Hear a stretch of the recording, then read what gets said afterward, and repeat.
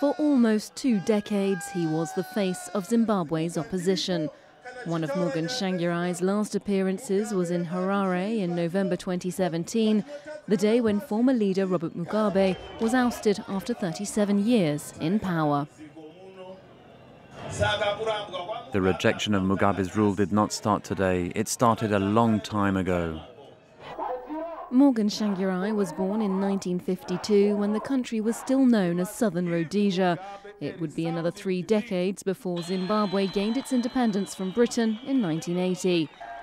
As a young man, he spent years working in nickel mines and became active in workers' organisations, eventually becoming the General Secretary for Zimbabwe's Congress of Trade Unions. Shortly afterwards, he was detained by the authorities, suspected of spying for South Africa, the first of a number of stints in prison. In the following years, Tsvangirai became increasingly involved in politics, emerging as a compelling figure. A one-time supporter of leader Robert Mugabe, his first standout protest came in 1998 when he coordinated a series of national strikes in response to a proposed tax hike. In 1999, he founded his own party, the Movement for Democratic Change.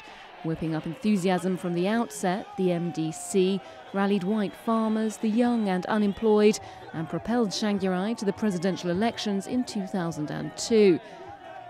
He lost to Robert Mugabe, who at that time had been in power for 22 years.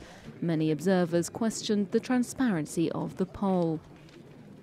In 2007, he was physically assaulted for organising anti-government meetings.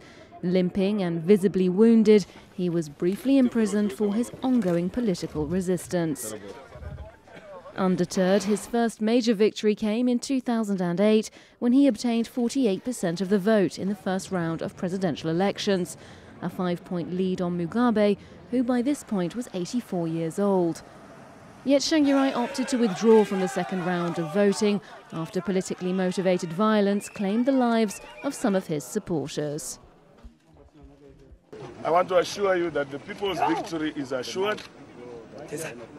In spite of the regime's attempts to subvert the people's will. Despite the contested results, he agreed to a power-sharing deal in 2009, which saw Morgan Tsvangirai serve 4 years as Mugabe's prime minister. In later life, he was repeatedly shortlisted for the Nobel Peace Prize for his dedication to politics and to the people of Zimbabwe.